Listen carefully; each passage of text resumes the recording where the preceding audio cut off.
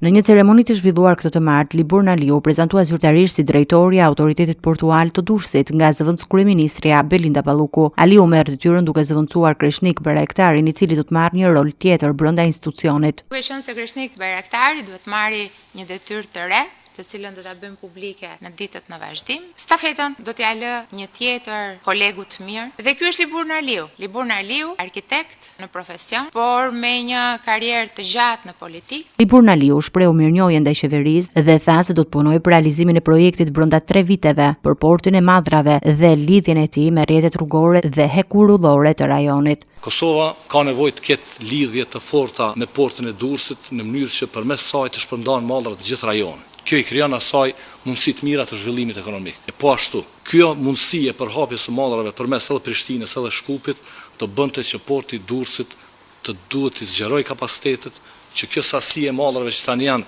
të shumë fishose sepse do arrijë shumë lehtë edhe Varrën edhe gjithë rajonin, dhe kjo do të ndihmonte pastaj që të dyja vendet ajo ndërvarësi t'i bëj më të zhvilluar ekonomikisht dhe t'i bëj çka është më kryesore dhe më të sigurta. Balluku ushtoi se kryeministri Edi Rama mbështeti emërimin e Aliut, duke vlerësuar historikun e tij për të promovuar figurat nga Kosova në pozicione drejtuese në Shqipëri.